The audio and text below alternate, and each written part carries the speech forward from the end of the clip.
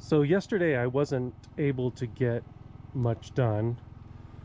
On top of it being 108 degrees down here, I had to backtrack a little bit. So originally I had forgot to put in this post, which is going to have a beam in the pocket. And what that goes to is that goes out for the outdoor living on the in-law unit. So that top of that beam is 14 inches below the second top plate. So when we get ready to set this beam, we'll end up cutting the plate.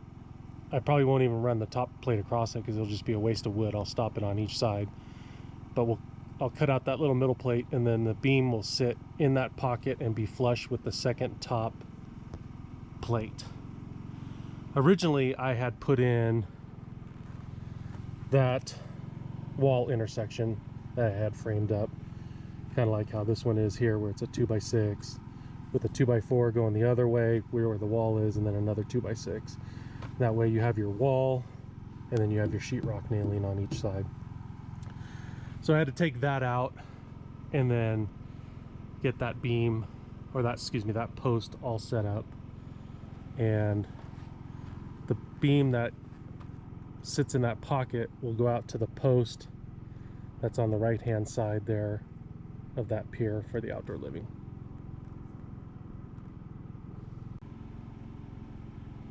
And then yesterday I built this wall also,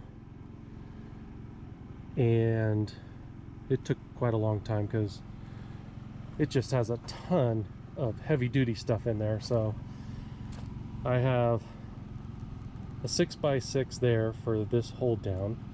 This 6x6 is going to hold the post that continues up for the ridge for the outdoor living. And then of course I had windows, and window with a 6x6 splitting the difference, and then another 6x6 on this corner that'll go to the hold down. And it has been cut short for a beam pocket there also, and that beam will go out to the left post there on the pier for that outdoor living. So let me put a couple of blocks on the end here, and then we'll jack this wall up.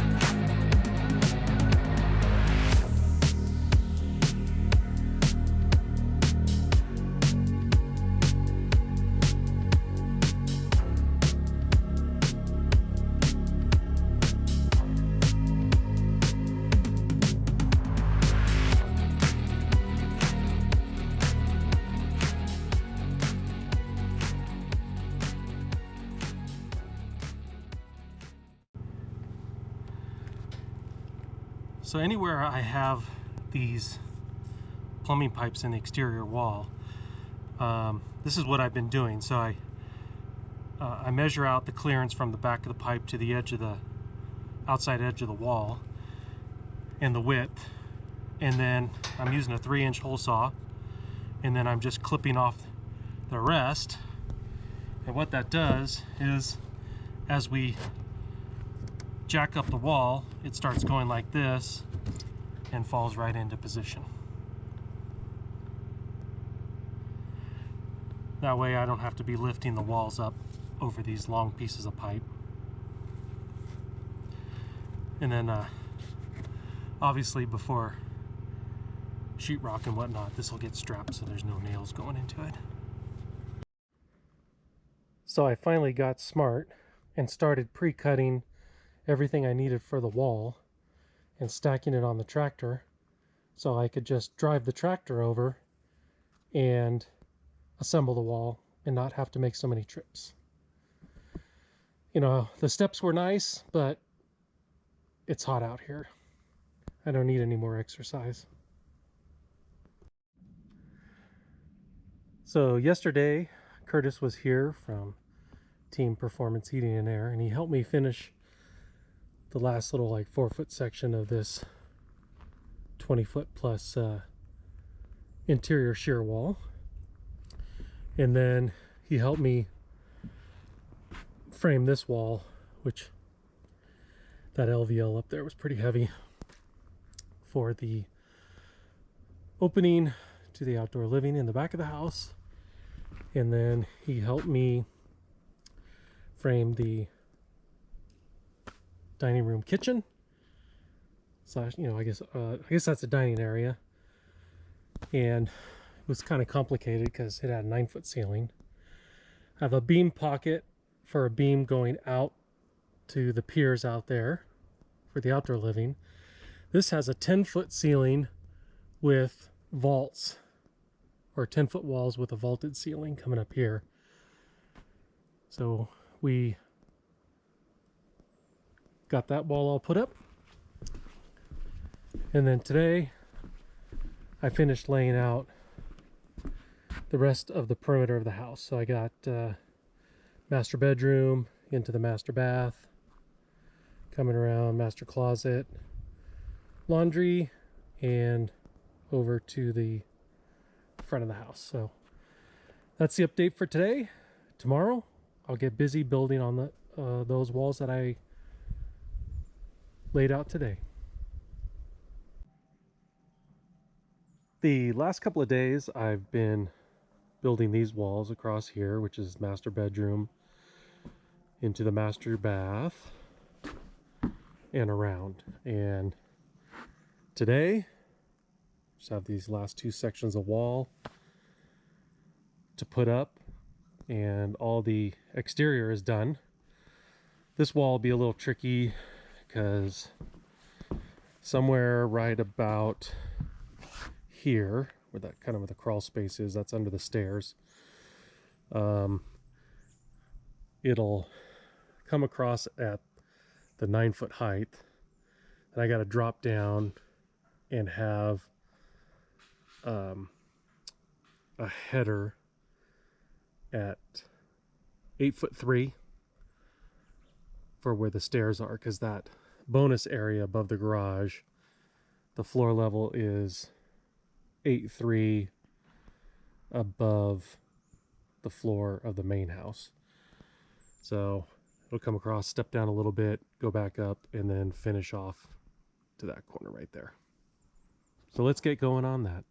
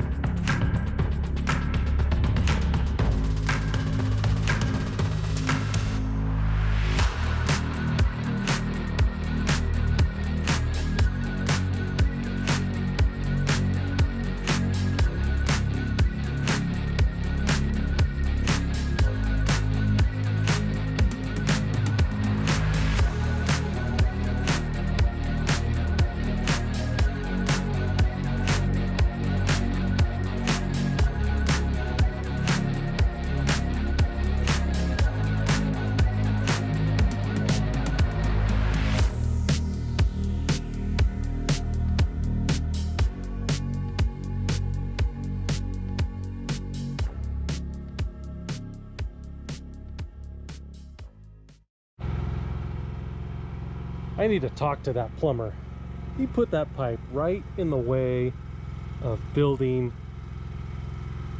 this wall. Oh wait, I'm the plumber. So I guess on this one, I'm gonna have to leave that 4x4 out that comes through here and put that in afterwards. I moved the wall down that way so it would clear for that header I'm putting in for the stairs. And then eventually, once I tilt the wall up, I'll have to push it out off the edge a little bit and then hook it around the plumbing pipe where I got the opening over there. And then I'll have to come down here and lift the wall up to get it over the hold down. Lots of fun on this one.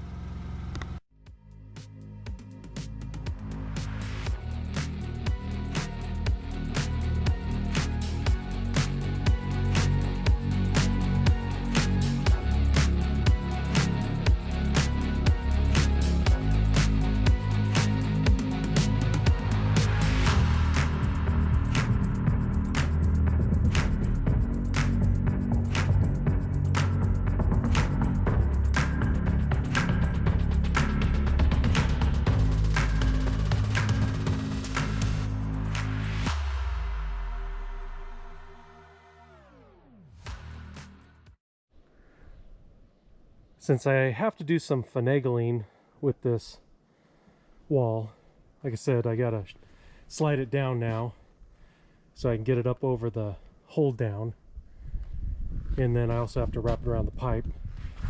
So what I'm going to do, just going to put a strap around this for now just to keep it from falling back, and then try to move the wall into place where I need it. So I got that corner strapped so the wall won't fall back on me. So what I need to do now is I need to take that block off so I can push this wall out that way just a little bit, slide it down, and bring it back around the plumbing pipe there. All right, I tried to get a time lapse of that, but I must have started and stopped the camera because I didn't have anything. So I got that around. So now I just got to go down this end and get this wall lifted up over that hold down anchor. So let me see if I could pick it up and just drop it on there.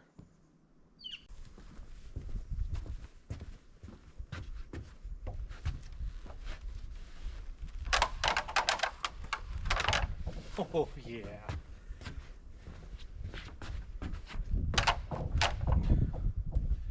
Do a little more tap tap with my sledgehammer.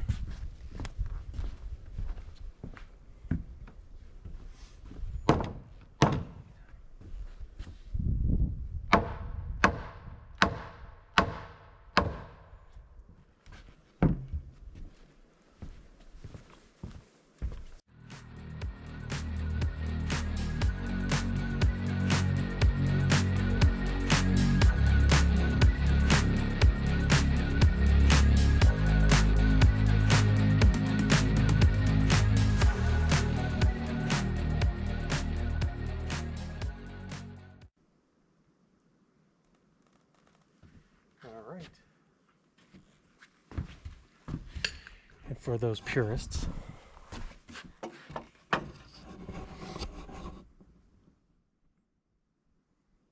hopefully that's level enough for you. I forgot to show you the other side.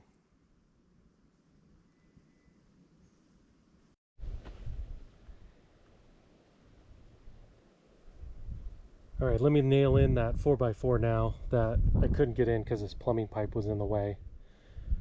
And then, man, I wish I could put a door in there going to the garage, because that'd make it great access for the crawl space. But probably can't because that is a shear wall. So I'll probably have to stick with coming in through the master closet to the crawl space.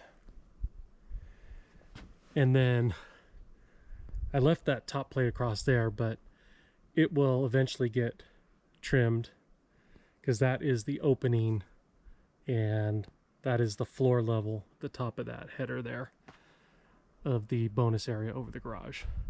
So those trusses will come along there, and then they step up and will go over the top plate and across the master bath.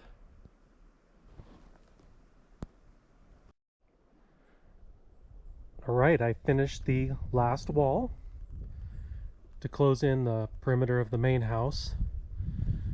I left those little cripple studs out there. Makes it nice walking in from the plywood there, so I'll just put those back in later since I don't have steps on this doorway yet. And then I started snapping lines for interior walls, and I'll get started on that tomorrow. I want to thank you all for watching while we were building these exterior walls. And I want to thank all the new subscribers. I've seen the numbers going up, so thank you all. And we'll see you on the next one.